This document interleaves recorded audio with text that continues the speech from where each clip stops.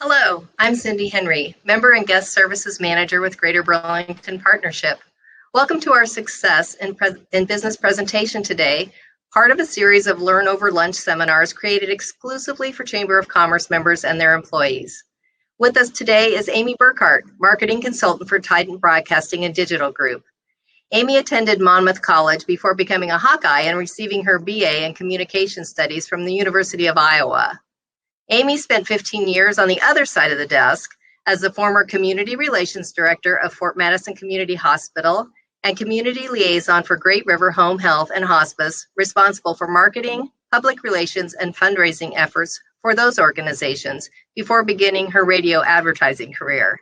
She received her Qualified Radio Marketing Consultant designation in 2016, and I'm sure many of you know Amy as she's been very involved in the community and serves on numerous boards and committees.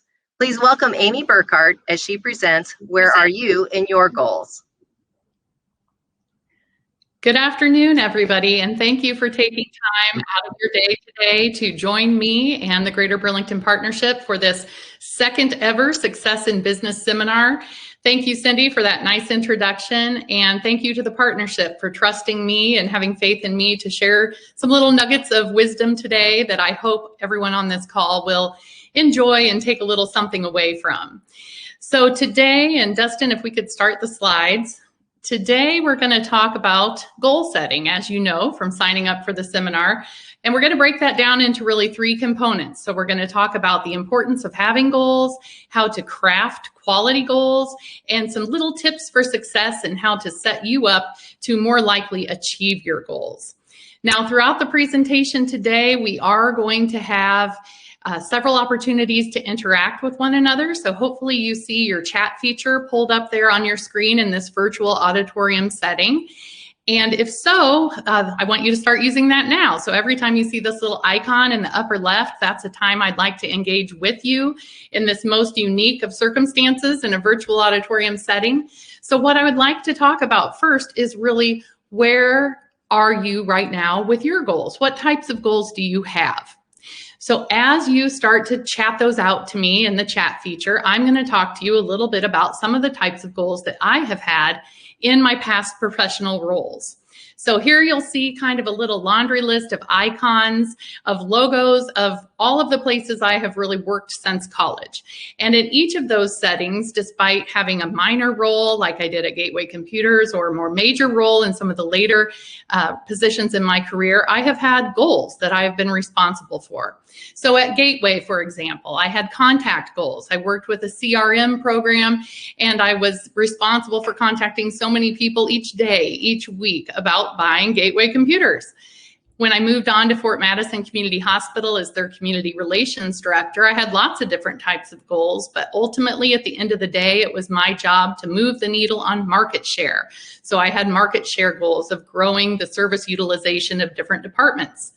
Then in my role at Great River Hospice, which we're going to talk a little bit more about later in this seminar, I had fundraising goals. We had to reach out to our community and to some of you I see on this call about funding some of the things that we were trying to do for patients and their families at end of life. And now in my current role, as I know many of you know, I see your names here on this call, and I have lots of clients on the call today. Thank you for joining me. I have sales goals. So I have goals that I am assigned to reach in terms of the number of clients I help and the amount of business that that drives. So without further ado, let's see what's coming up here in the chat feature. Just have a couple of people that have shared this here. Somebody is, well, this may not be listed as a goal, but somebody's attempting to do this seminar and run a class at the same time. So I guess we'll see if that goal is met here by the end of the seminar. Not seeing a lot else come through. If you do have a goal that you're currently working on, I'd love to hear it. And I'll give you just another second here to chat those goals out.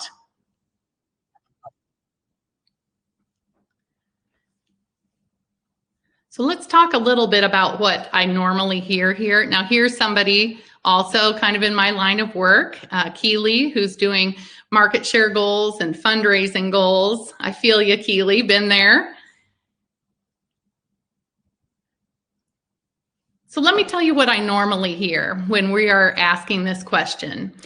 We normally hear a lot of things about what you're doing professionally. And I have sort of inadvertently been in a position to talk to people about their goals for the last 15 years, which is what led me to this seminar today. I never sought to be in this role. That role was not on the job description of either of these positions, but let me tell you how that came about. First of all, at Great River Hospice, one of my roles was to find out what patients and their families, especially the patient, would like to accomplish in the remaining time. And then as the community liaison, to connect that patient and their family to the local resources to make that happen, whether that be funds or a certain item that we needed or a type of experience that we were seeking to provide and needed someone's expertise to do so. So in that environment, I lived in a highly personal world where we were talking regularly about personal goals. And now in the role that I am in at Titan Broadcasting and Digital Group, I speak every day with mostly business owners and managerial positions, staff, about their goals for their companies and their business and what they want to do to drive them forward.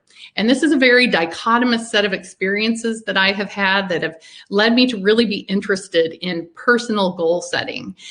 So this Carmen Sandiego, I don't know how many people remember this show, but this show was all about having Carmen hidden somewhere in the world and you didn't know where she is, and the song had a little lick. And I'm going to replace Carmen's name with the name of somebody on the call today. So where in the world is Andrea Walls-Hartman in your goals? Okay, that's how I want you to think of this. Where are you in your goals? Do you exist when you tell somebody what your goals are? I have more goals coming in on the chat now. I'm seeing additional market share goals, business development goals, client contact goals. Here's someone with goals at many levels, department, corporate, branch, lots of goals. Some reference of personal goals here, not a lot. And I think you guys can see the chat feature here too. I expected maybe we would get some of that today since you had a little teaser that this was a seminar in personal goal setting. But typically when I just open-endedly ask someone, what are your goals? I start hearing a laundry list of what they're doing in their job or with their profession. And now this is a success in business seminar. So you might think, great, isn't that what you want to be hearing? Well, yes and no. And let me introduce you to why I feel that way. How many of you can relate to this photo? This is sort of the classic multitasking photo of things coming at you from all angles, working on multiple devices at one time, having things that you intended to do last week, continuing to stack up on your desk as you review the latest and greatest new paper that's just been thrust in front of you. And during these times, I'm sure everyone on the call can identify with feeling or having at least one of these questions that's popped on your screen. What is the point in all of this? Why am I doing this? Is this worth it? Does any of this even matter? And the problem with when these questions start sneaking in to our work environments is that this can be the result. And I'm sure most of us in our professional lives have felt burnout before. And it is my belief that where these kind of two past dichotomous situations that I experienced about talking about goal setting meet is where success, not only in business, but in our personal lives really lies, is having personal goals that motivate you and keep you engaged in being successful, because being successful drives forward your life. So before we move any further, I want to introduce you to a video that I was first introduced to during my time at Great River Hospice. This is a video about life and really your most important resource, not money. Sorry to my banker husband, Jeff Burkhart, time. So let's watch the video and then we'll talk a little bit more.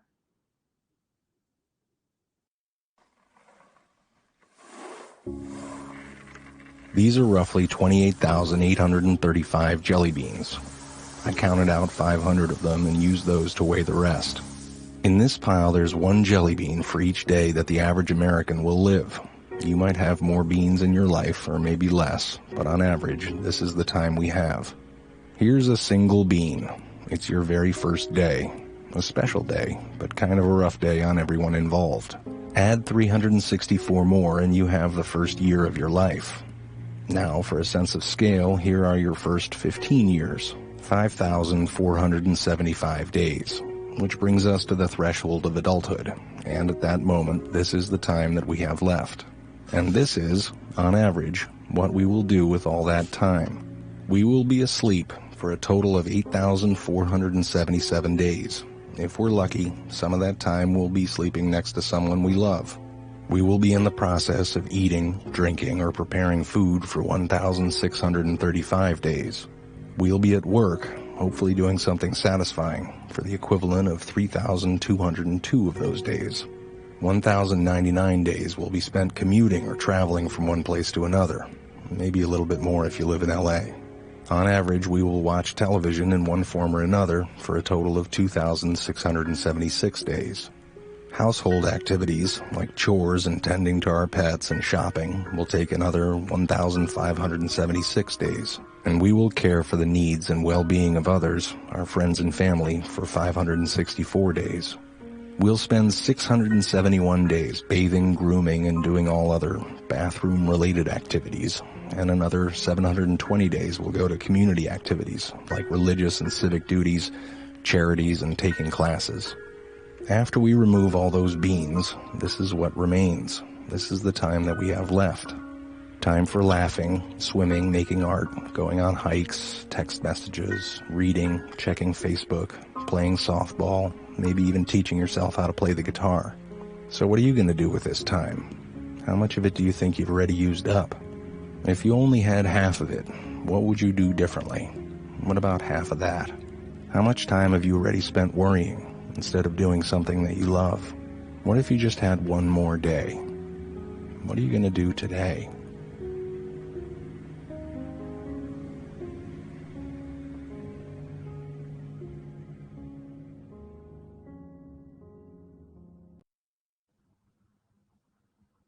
Are any of you saying, wow? I've seen that video dozens of times, probably hundreds of times, and it still gets me. It's very motivating, I think, and it really helps you to really take inventory of what it is that you're doing, and that moves us perfectly into this discussion of personal goal setting. We're still in the first quarter. I'm sure most of you have come through some type of annual evaluation process where you're very clear on what your yearly goals are. And maybe for a few of you, and I did read in the chat during that video, there are some people popping on some personal goals already. So maybe for a few of you, you took inventory at the beginning of the year and set some New Year's resolutions for yourself. So hopefully maybe we have some idea where we're going right now in terms of our professional and personal goals. But to move forward in this conversation today, more strictly about those personal goals, we have to kind of all come to consensus and agree on a philosophy. And that philosophy, that statement is this: you work to fund your life. Now, this might be jarring. And when I give this type of seminar in person, I commonly get people that say, that's not the only reason I work. I work to help people, or I work because I enjoy it, or I work because I want to make a difference or leave a legacy. And sure, there are lots of reasons why we work and why we are in the current positions we're in. But at the end of the day, would any of you honestly, and feel free to chat me back if you would you still be working 30 days from now if you won the lottery? I'm guessing most people would say, no, I'd be on to other things that I want to do. So therefore, we work to fund our life. And with that in mind, we're doing that work just a certain number of our jelly beans, right? So what are we doing with the rest of it? That time we have left, those jelly beans that were in the question mark. Well, let's find out. So here's another time I'd like to hear from you in the chat. I'm really asking the same question here. What are your goals? I asked you that earlier. But I was a little vague about what I was looking for because on purpose, I wanted to demonstrate that oftentimes when people are asked this question, their mind automatically goes to their work self. And if we start talking about work-life balance, I want to know what your goals are in the life part of your life. So to get ourselves in that different mindset, instead of calling them goals, we often refer to these things as bucket list items. Now, I talked about bucket lists a lot in my previous career at Great River Hospice, and it's really kind of a crude term, things you want to do before you kick the bucket, right? But this is really the type of thing we're looking at when we talk about personal goals. So what are some of yours? What have you already established for yourself as items that you are working on for your own self? I see a little bit of this coming in here. Well, actually, Brian, who's one of my building neighbors, said he would keep working, but he would look at it a little differently. That's how he wants to look at it anyway. So we'd see what happens, Brian. If you ever win the lottery, I'll come back and ask you. While we just have a minute here, if you just want to pop into the chat, some of the things that you're working on personally on your bucket list. And as you do so, I'm going to talk just briefly a little bit more about bucket lists. So in all those conversations, hundreds of conversations that I had the privilege of having with people at end of life as I worked for Great River Hospice, I really found that people's bucket list items typically fall into 3 categories. This is something I know you've never seen in a book. This is my own sort of categorization of my experience over those 9 years at Great River Hospice and those many conversations I had. I believe that those goals fall into 3 categories: the looking, the learning, and the loving. By and large, every goal that was shared with me fit in one of these categories. So what are they? Well, the looking, these are experiences that you want to have, or maybe something specific that you want to see, or a destination or place that you want to go. The learning, just as it sounds, is something you want to learn. It's something that you want to be able to do. It's a subject you want to know more about, or maybe it's just an item that you want to accomplish. And then the loving is all about relationships. So if you're not married, maybe this is, you want to have a spouse. If you don't have children, maybe you want to have children. If you have existing relationships that aren't where you want them to be, maybe this is about developing a relationship in a new way, making current connections stronger, or just simply having time with those that you care the most about. So let's see, we've got some goals coming in here. Travel, Andrea shared travel as a goal. That's a goal I have too, Andrea. Actually, my very last slide today, we'll talk about that just a little bit. Definitely those are looking goals, right? Things you want to do, places you want to see. This one, finish my master's and move into a leadership position. Okay, now I anticipated we'd have this today. If we were in the group, I would ask you, show of hands, is that a personal goal or is that a professional goal? The answer is both, right? That's something that she wants to achieve for herself, but ultimately is kind of helping her in her profession. So, you know, there are some goals that definitely cross these lines. Here's one, okay, to train a horse. So that's probably a learning type goal, maybe a little bit of a looking too, because of the experiential factor that would be involved there. Great. Thank you so much for opening up and sharing what some of those goals are that you have personally established already. There were much fewer of these goals coming through than there were the professional goals. And they came through much more slowly. And I think there's probably 2 reasons for that. One, we spend far less time thinking about our personal goals. And secondly, we also are less willing to share those personal goals than we are our professional goals. And we'll talk about the importance of why we need to overcome that fear factor in a little while in this presentation. For some of you, this was very easy. Either through the chat feature or in your mind, you immediately identified what kinds of personal things do you want to accomplish? What's on your bucket list? For others of you, you may have started to question yourself during this seminar. What do I want to accomplish? So let's talk for just a second about identifying your passion. So sometimes maybe we haven't just invested a lot of time in ourselves and we don't know what even are those things. So here's some questions that you can ask yourself. You know, what would you do if money were no object? What would you do if time were no object? Again, those 2 important resources. When you hear somebody talking about a certain subject, what is that subject that you just can't help but bust into the conversation and add something to? Maybe within that subject lies your passion.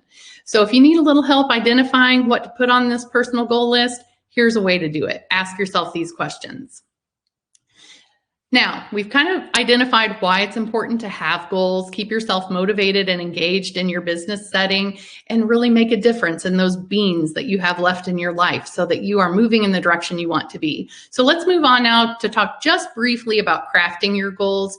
I see a lot of seasoned professionals on this call that I'm sure this current slide is not new to.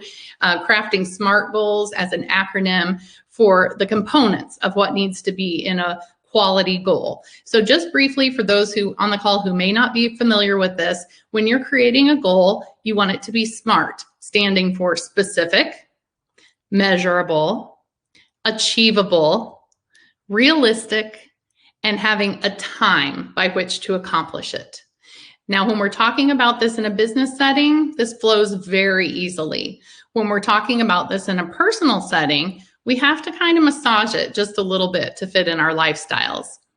So there are some additional considerations for crafting personal goals. The first of those being measurability. So how much is enough? So when we go back to this over here, make your goal measurable.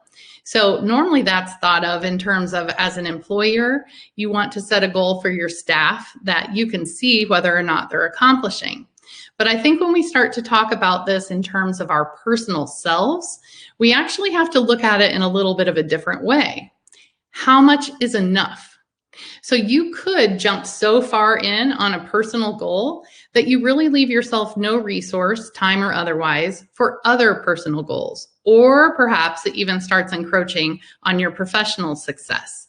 So finding balance in these personal goals is very important and is a part of that measurability step. When will you know you're done? When will you know you've accomplished your goal? And as I said, how much is enough? And then when we're talking about personal goals, I like to kind of add an additional letter to the SMART goals. And that's the letter B. Maybe because I was once Miss Burlington and I'm now Mrs. Burkhart. I don't know. But I add that B in front of the SMART goals, be smart.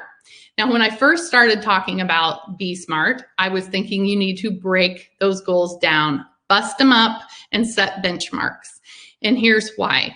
We are not going to have in our lives as much time to work on our personal goals as we do our professional ones. Just typically doesn't happen. More power to you if you've figured that out, to have your work-life balance actually be your life-work balance.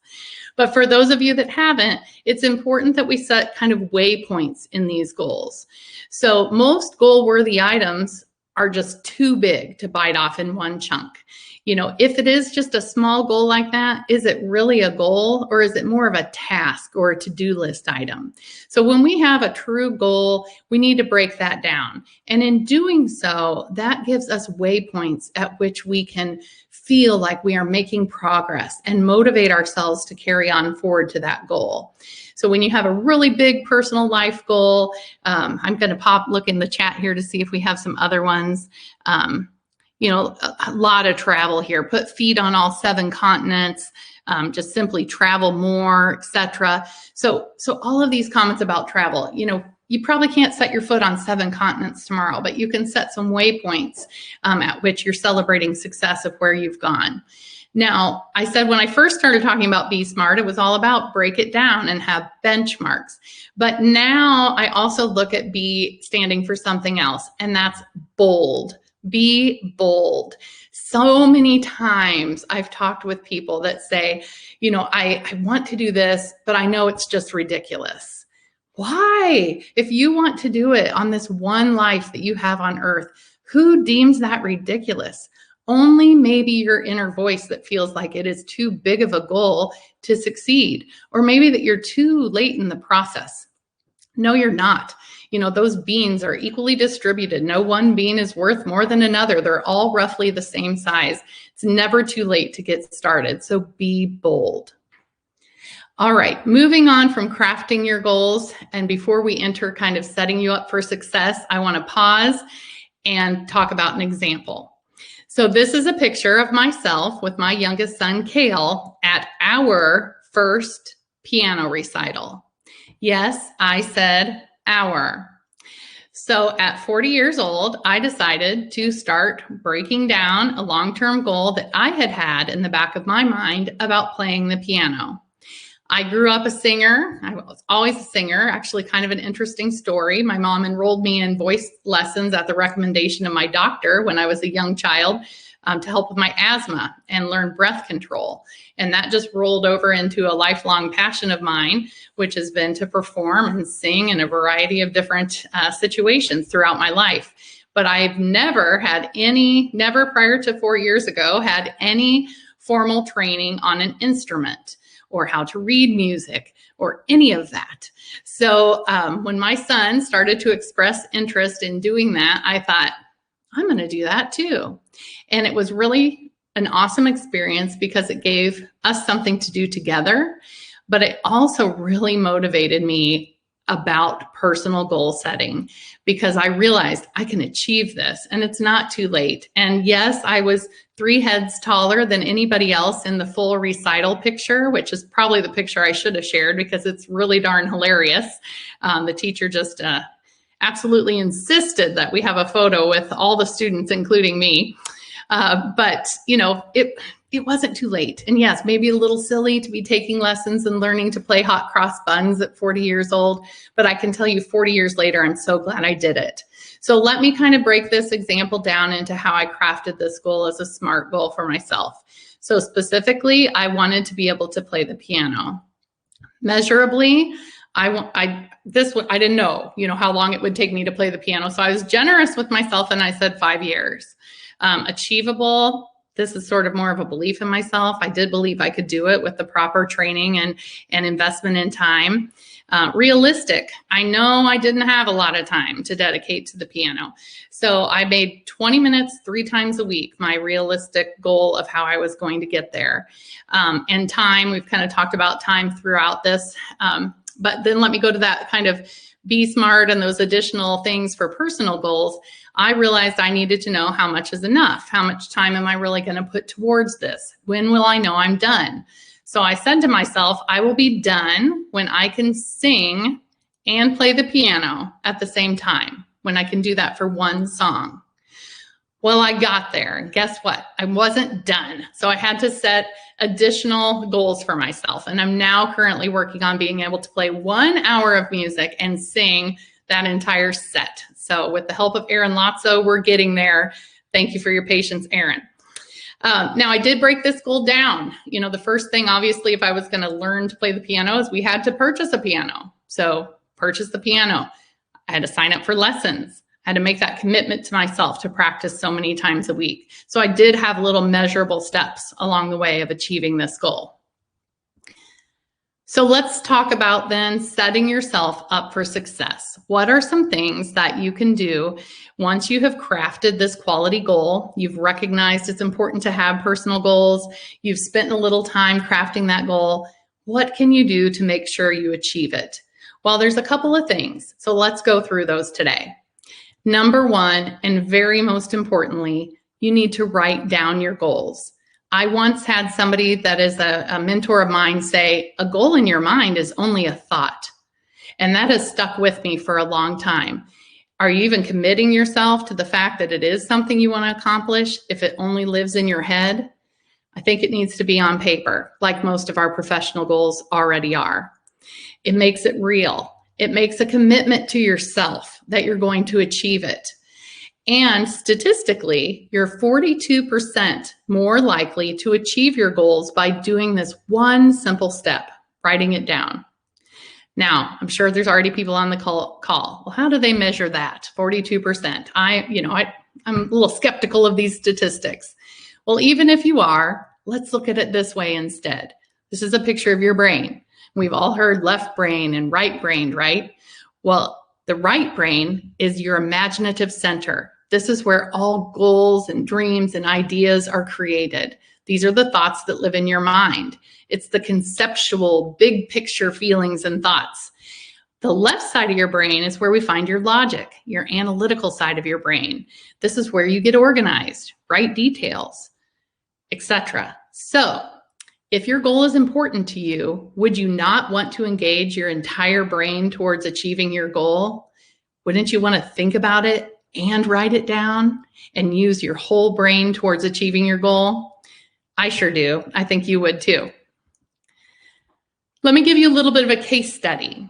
So this is almost 10 years old now, but almost 10 years ago, Harvard did a research study where they asked their MBA students, and I apologize, it looks like my values have popped off the screen, but they are written over there in the table. So they asked their MBA students exactly the question I asked you, which is, what are your goals? So this is while they were currently enrolled in the MBA program. And 84% could not tell the researchers their goals. They were unclear or unidentified goals. So we're just going to simplify that by saying no goals. 13% of the MBA students that year did have goals, but they would be thoughts, according to my mentor. They were verbal goals. Somebody could verbalize them. They said, this is what I'm working on. This is what I'm thinking. And only 3% of the class had written goals, clearly defined, well-crafted, smart goals for their futures. So Harvard followed that group of students for 10 years. And in the table here to the right, you'll see the results. And they measured success on income, which I understand there's a lot of ways we can measure our success, but in this purpose, working to fund your life, Harvard measured it in terms of income and how much each of these groups of students were making. So group one, the group that had no goals, was making 10 to 50% of the other two groups. Group two was doing quite a bit better. They were making 2 times more than group one on average. But group three, that 3% of Harvard MBA students, after they graduated, went on to make 10 times more than the other 97% of their classmates. All right, so beyond writing your goal down, what else can you do to set yourself up to achieve your personal goals? How about visualization? Now, this might sound kind of hokey, and you might think, oh my, I'm not going to sit on the floor with my legs crossed and say Om and think about these goals. And I don't expect you to. But when you close your eyes at night, maybe you can do this. What this is all about is the saying, you've got to see it to believe it. You have to believe you can achieve this. And to do that, you kind of have to see yourself achieving it. And there are 2 types of visualization. One is outcome visualization. So if you're a runner, this is seeing yourself cross that finish line of your first marathon. But there's also process visualization. And with process visualization, you're actually envisioning each and every step of the process required for you to attain the outcome. So you're seeing yourself, back to my piano analogy, sitting at the piano, carving out time in your day to practice. You're seeing each of those steps. And this can be just ultimately helpful in helping you to achieve your goals, personally and professional. The third step is to share your goal with others. Now, we talked a little bit about this earlier in the seminar, that it's uncomfortable sometimes to talk to people about our personal goals. It's much easier to fall into this habit of talking about where we're at professionally.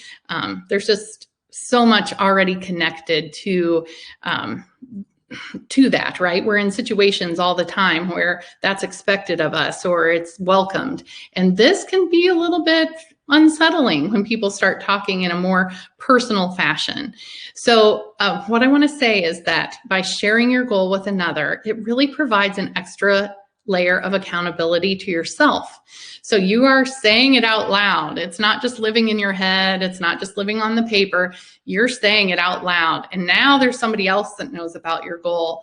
And that person in this study that I'm going to reference here in a moment is referred to as your partner in believing. Who believes in you enough to believe that you can accomplish that goal? And whoever that person is, find them and tell them your goal. Because if you do, this research out of the Dominican University of California will show that you are 20% more likely to achieve that goal once you've shared it with someone who believes in your ability to succeed. Not just anyone, but somebody that believes in your ability to succeed. I've been blessed with a lot of great partners in believing in my life, but specific to my example that I shared today on the piano, one of those partners in believing for me has been my lifelong best friend, Kendra. Kendra really pushed me to do this. Actually, she pushed me for years before I even did this. And throughout the pandemic, when we weren't seeing one another and she wasn't regularly coming over for me to tickle the ivories and show her what I'd learned lately, she was sending me messages asking me to send her videos of me doing that and keeping me moving forward. So identifying this partner and believing is a really important part of attaining your goals. And if you don't have one, I see a lot of highly motivated, highly respected people on this call that I am sure would be that person for you. And so I invite you to identify one of those people and have this conversation with them. And if you don't find one there that you know or want to do this with, then talk to me. I'd love to hear your goal. A final step I want to share in how to set yourself up for success is celebrating success.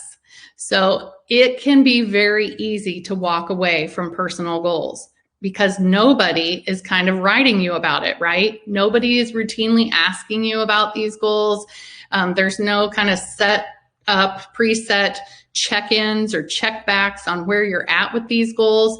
It's really up to you. You are your own motivator. There's no built-in system for rewards here.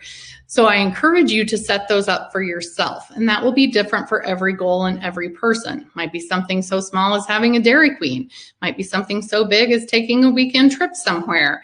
But as you accomplish each of those benchmarks that you've broken down or busted up your big goal into, celebrate them and involve others in the effort. Okay, so I want to leave time for questions here at the end, and I see there's a little bit of chat going back and forth. On the chat too. So I want to make sure we have a little time to talk together virtually. So I'm going to close out with just 2 more slides. So first of all, when I attend a seminar, I like to leave with something actionable, something I can do right away that makes the time I've invested in the seminar worthwhile. So I hope you feel that way too, and that you'll engage in doing this, okay? So I've got my bean with me here, my jelly bean, right? Okay, this is my one day. This is today, okay? What am I going to do today? Well, what I want you to do today or within the next 24 hours is to craft one personal goal and be smart. Okay, be smart. Break that goal down, make it specific, measurable, achievable, realistic. If you are 85 on this call and very, or even 25 and very out of shape, you might not be able to climb Mount Everest within the next year. Okay, it has to be achievable, a realistic goal.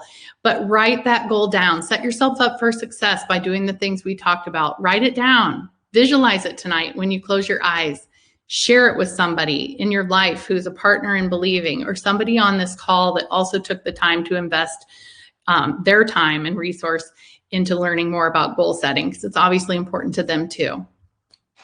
So before we move on here to questions, I want to thank you again for sharing your lunch with me today virtually in this virtual auditorium setting.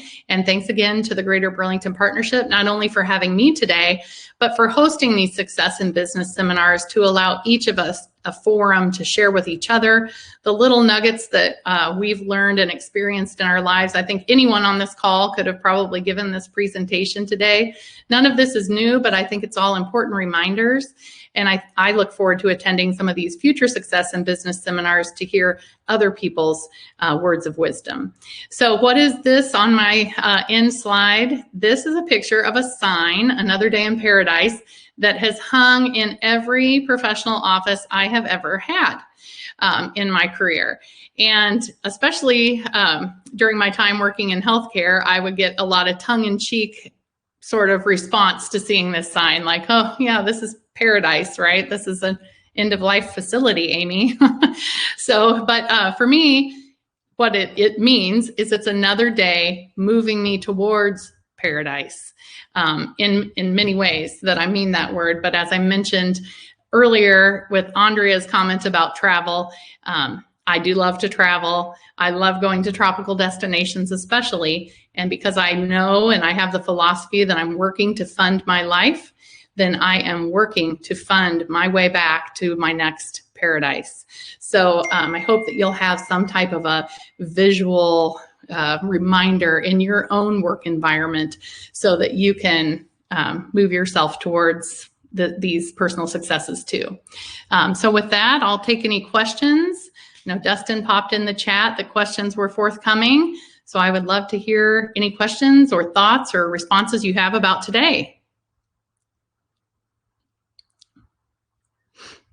I'm going to just read something here. Lisa Santiago, who's on the call today, said, "It took me 5 years to write and publish a book to help caregivers regarding Alzheimer's, and all of her book signings were canceled due to COVID. She wanted to give up on it, but her husband continued to push her forward, convinced her to buy ads, and it's helping and keeping her positive." So I think that's another wonderful example of somebody that set a personal goal about writing that book and has a wonderful partner in believing who's helping to thrust her forward in accomplishing her goal. And yep, she just responded with, "Having a partner in believing is something you don't know you need until you need it." Isn't that the truth? So true. I think that's one reason why the Success in Business seminars and all of the Greater Burlington Partnerships programming is so important, because it does connect us with others in ways that allow us to establish those meaningful connections that give us partners in believing in our life. Anyone else with a question or some feedback? Give them a second.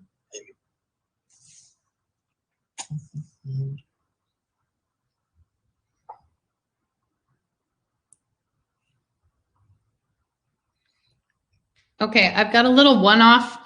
My cell phone has been lighting up this whole time, so thank you to those of you that are communicating with me. I've been trying to pay attention to these too.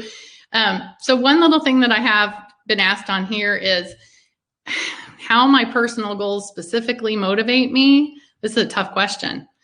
How my personal goals specifically motivate me to be successful in business. That's tough. I will tell you this. So I'll just use my piano example I've already shared. So there's an obvious piece. If you're successful in your business life, it provides you the financial resource to be able to seek your personal goals. I don't think twice about writing those checks for my piano lessons, because I, in a financially stable enough position from my success in business to be able to seek that personal goal without it being a detriment to my family or taking away from resources needed for other things. And then I think there's another piece to that. I know our station owner, LJ Pritchard's on this call, so this will be interesting how this is received. But he knows this. I take my piano lesson during the work week on a Tuesday in the middle of the day. And so here's the other thing. I approach each and every week really full throttle on the Monday, because I know I want to take a little time away on Tuesday. So I'm motivated to really get things done so that I can do that and afford myself that piece of time. And, when you're shattering your goals, nobody worries too much about where you're at for one random hour on a Tuesday. So I guess that's some of the tie-in is the time and the financial resource piece. Hope that answered the question. Let's see what else we have on here.